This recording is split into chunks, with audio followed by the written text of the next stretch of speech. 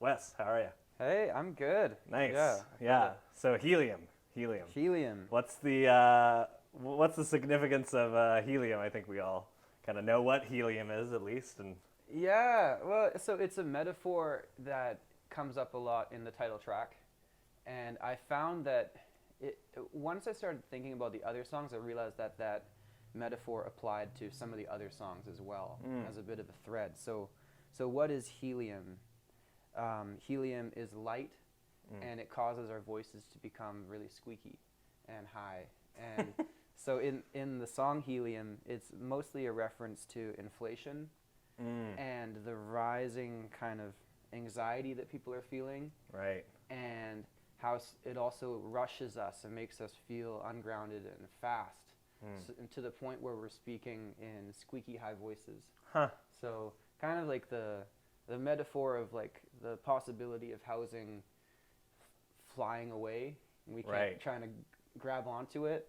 And then I found a bunch of the other songs that I wrote, especially during COVID, Right. had some of these sorts of feelings of like trying to find a way to be grounded, or finding groundedness, or accepting that maybe today's not the day Right. to be grounded, Yeah. and that's also okay. Yeah. It's interesting. I never thought about helium more than like in a literal sense. Yeah. I think that's the beauty of art. Is like people make you think of things in like more abstract ways, and once you're saying this, I'm realizing, yeah, how like a bubble, housing bubble, like helium that can explode, and yeah, there's so many through lines just through that metaphor. I could see how you were inspired by it.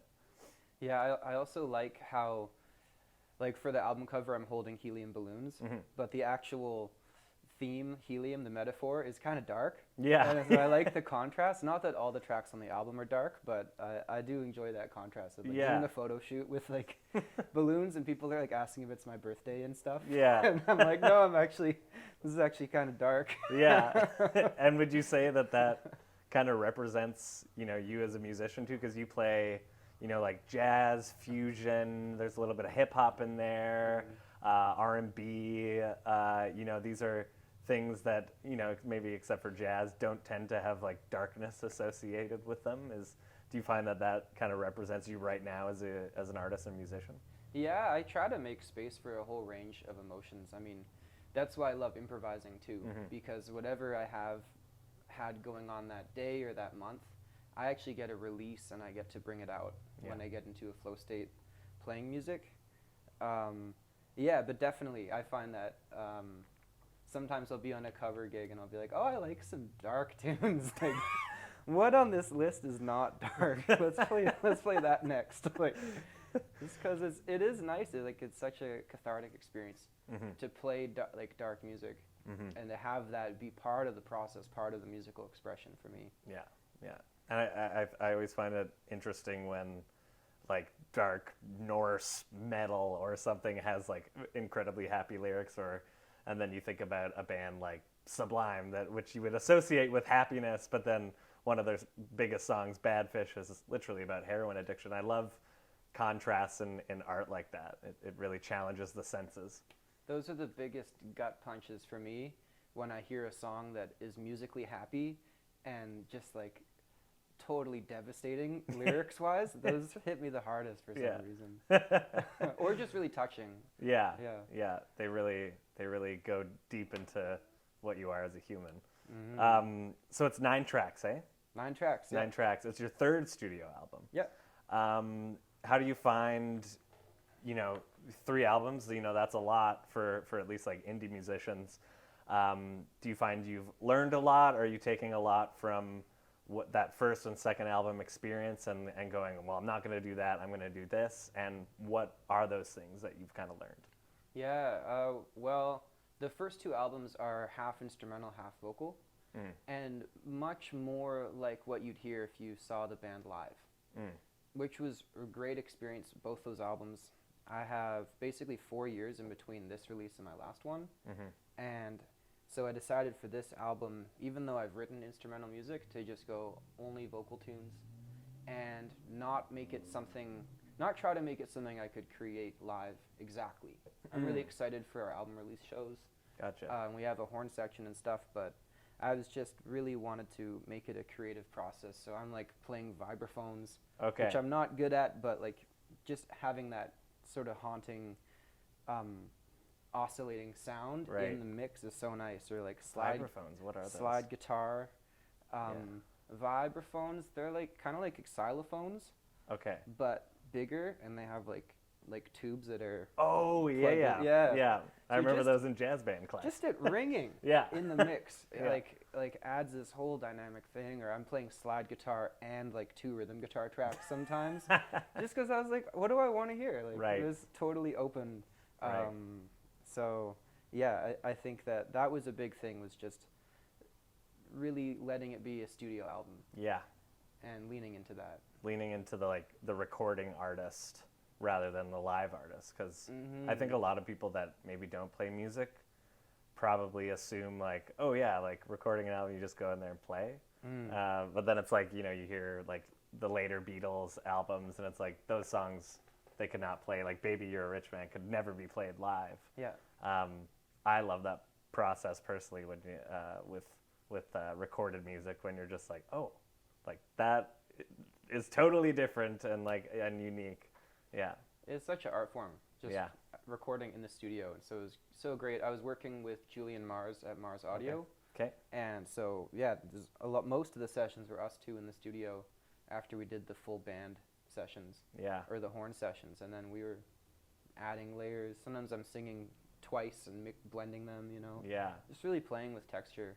How does, because you talked about improvisation and how important that is to you as an expression, how does that translate into the recording experience? Because that's where you actually have time to be like, I like that. You could even piece two totally different things together. What's that experience like for you? Yeah, so this is a different album in that way. There are lots of solos, but because we really went with the bed track option, we were able to pick solos we liked. Gotcha. So it's a bit more of a pop record.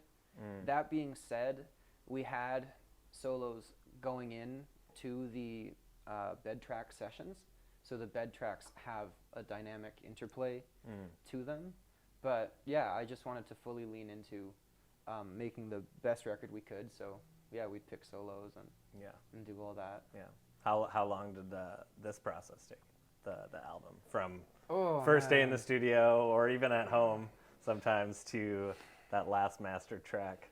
Well, I mean, I was like I did a lot of school during the pandemic, and had a lot of other distractions and making a living as a musician. So there are some tracks that I wrote in like early 2020 that are on the album, and then some tracks during COVID.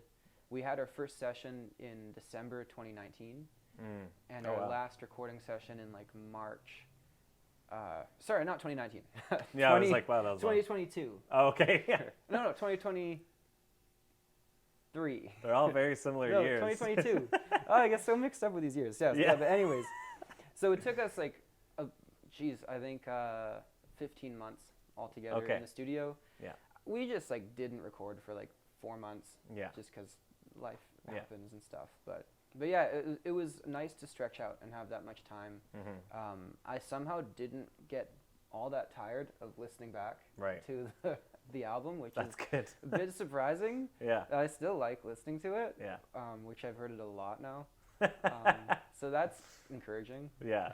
You're the guy that puts it on, and then you're like, did you hear that? I played slide guitar, and there's 2 other rhythm guitars, and someone's like, yeah, it's a good song. I don't hear what you mean, but. Yeah, totally. Yeah, it's really, really, I've like dissected this thing so much. I had a funny moment where I had a friend over, and she was like, oh, I'd like to hear some tracks, but it was like right when she came over, and I was just laughing because I put on the tracks in my room, and I was thinking about my roommates seeing me just like have a friend over and immediately start playing my album. I was like, she asked, but I was just like, it seems funny to just like right away start playing my record that I'm sure they've heard just like going through the walls. Well, I think liking it's funny, there's like maybe a weird stigma about liking your own music, but I always think about Ice Cube, like the rapper. Oh yeah. Who Jonah Hill was on a plane with him. It was during filming for Jump Street or 22 or 21, and he's trying to make Ice Cube laugh the whole time, and then suddenly they're flying, and Ice Cube's like hasn't laughed at any of his jokes, and then he's hysterically laughing, and Jonah Hill's like, "What's he laughing at?" And he peers over, and Ice Cube is watching his own movie. It's like you gotta love your own that's stuff. Great, yeah. You gotta love your own Nice. stuff. Let's talk about the tracks that you're really excited to show everybody. And are there certain singles that you're going to release first? And if so, like, what are their names and what are they kind of about and why do you like them? Yeah, okay. So first, I probably should have mentioned this earlier. This album is going to be released through Flat Car Records, Okay. which is a Toronto record label. Sweet. And I've had the great pleasure of working with some of their artists as an accompanist over the last like 8 years. And like I've done tours with some of their artists, and so I have a good rapport with the person, Chris Graham, who runs the Chris label. Graham. Okay. And anyways, yeah, I pitched this record to him after we got started, and he was super keen. Nice. So now I'm an artist on that record That's sick. label. Is there anyone else that anybody would know that's also on that label? Colleen Brown. Okay. If you're into the folk scene. I think, is she from Edmonton? Yeah. Yeah. Yeah, and I've okay. toured with her. I remember, yeah. Because, Yeah. that's kind of how I got to know Chris, and also Tia Brazda. Okay. I've I'm toured not with familiar. for a bunch of times in Europe and the Okay. States and stuff. But yeah, so I should mention that. Yeah. And that's something that's really exciting too, to have that support Yeah. and expertise. What does like a label offer that maybe an indie artist can't do? I think a variety of things depending on the situation. We weren't able to get grants for this one, but they have a lot of ideas and connections for grants. Besides that, yeah, booking festivals. Flat Car has a relationship with Fontana North, which is a distribution company. Yeah. So like access to, or a higher percentage of access to playlists. Yes. And Yeah. relationships with radio. Yeah. Those sorts of things that I've my last two albums were released independently. Yeah. And it's tough when you're like the 30th email that they got today from some person they don't know, whereas this label has relationships with a lot of the radio hosts and stuff like that. And then also just someone to talk to about musical decisions, about ordering the tracks. What are the good singles? Like, Right. who really has industry expertise Yeah. is super valuable. Yeah. May 31st is the release date for the Cool. album. Sweet. I'm going to make a zine. I have to do that. Nice. Just with like lyrics and write-ups for each song and some Did graphics. the label and make? They're like, you have to make a zine. No, it's totally my idea. I don't think anyone on Flat Car has ever done that. Okay, cool. But I was just like, I'm not going to make CDs, Yeah. but I want to make something where someone can go a bit deeper into the tracks, read a bit about what I was thinking, read the lyrics. Like a lot of the tracks are soul or pop with jazz influences. There's a lot of hip-hop influence, a lot of sort of faster lines, internal rhyme schemes, and that folks who didn't grow up listening to hip-hop, let's say, have told me that they have struggled to hear all the words. Right. So I want to make it possible, Yeah. have an electronic version of that. We're going to do 3 singles. Yeah. Before that I'll be advertising. Yeah. And yeah, what are some tracks? Well, Helium we've talked about. I should also mention all the tracks have integrated trumpet and saxophone lines. Okay. Integrated. What does that mean? Like there's horn lines throughout all the tracks. Right. Okay. And that's so fun for me to write horn lines. Oh, you were writing them too. Yeah, Okay. I wrote them, and it's very much influenced by like Wayne Shorter and some like modern jazz musicians. Okay. But in kind of like a pop-ish context. Okay. Which is, I just like really enjoyed that challenge Yeah. of doing that. The first track on the album and one of the singles is Put It On. Okay. Which is basically about the thrill and medicine of wearing dresses and women's clothing. Yeah. And changing my relationship with masculinity.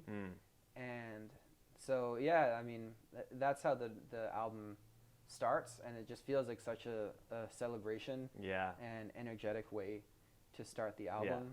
Kicking the doors in with some high heels. Yeah, that's like this like horn line to start, and it's, you know, picking that first moment of the album Yeah. can be hard, but on this album it was easy. Really? Okay. Because it was Interesting. like, okay, that's it. Right. Yeah. Not only musically, but it seems like thematically that was like a really good starting point. Hey. Yeah. Cool. Yeah. It felt so natural. Other tracks, I have a song called On New Year's Day that is about, I don't know, maybe 2017 to 2021. I think I blacked out every New Year's. Oh my gosh. So thankfully I've had a few New Year's since then. Or no, I think till 2020. Anyways, something like that. I think it was like 4 years in a row. The 2020, people could forgive you for that one. Oh yeah. Yeah, a lot of people blacked out in 2020. But it's a funny time to be like kind of at your worst in some ways, you know? You're like, there's this whole ringing in the new year, sober January, and it's like, but people feel, and myself, I think less so now, but people feel an anxiety with the new year, with birthdays, with aging, and so I wanted to kind of explore that concept. Whenever New Year's comes, I'm like, I'm not gonna get my hopes up. Because like, you just end up more like you said, like blacking out and being like, that wasn't fun. There's a bit of it too. That's a bit of it too. And then it's a shame just a over. very shame over. Yeah. That's a bit of it also.